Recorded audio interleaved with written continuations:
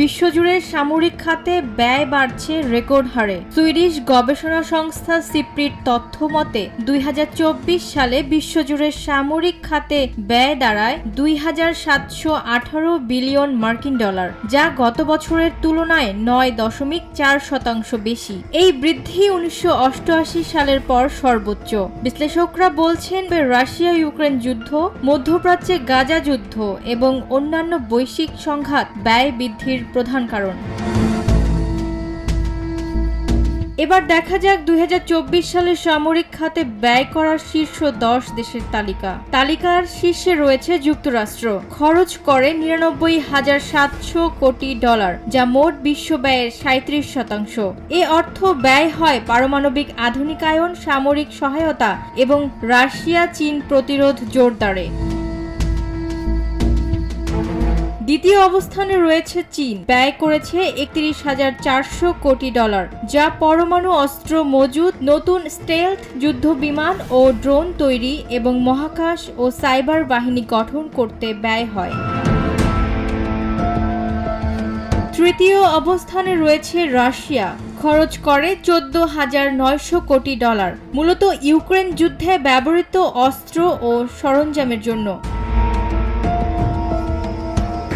সামরিক ব্যয়ে চতুর্থ স্থানে রয়েছে জার্মানি, ব্যয় করেছে 8,850 কোটি ডলার।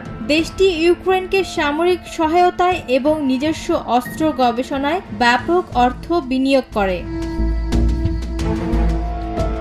পঞ্চম স্থানে রয়েছে ভারত, ব্যয় করেছে 8,610 কোটি ডলার। তারা দেশীয় অস্ত্র উৎপাদনে জোর দিচ্ছে। ষষ্ঠ অবস্থানে রয়েছে যুক্তরাজ্য, ব্যয় করেছে 8,180 কোটি ডলার। গত এক দশকে তাদের সামরিক ব্যয় বাড়ে 23%।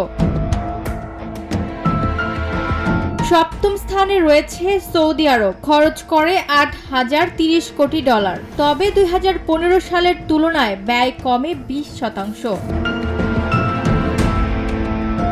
অষ্টম স্থানে রয়েছে যুদ্ধ বিধ্বস্ত ইউক্রেন, ব্যয় করেছে 6,470 কোটি ডলার। এই ব্যয় রাশিয়ার বিরুদ্ধে যুদ্ধ পরিচালনায় ব্যবহৃত হয়। নবম স্থানে রয়েছে ফ্রান্স, ব্যয় করে 6,470 কোটি ডলার, যা ইউক্রেনের সমান। এক বছরে ব্যয় বাড়ে 6.1%। দশম স্থানে রয়েছে জাপান, ব্যয় করে 5,530 কোটি ডলার।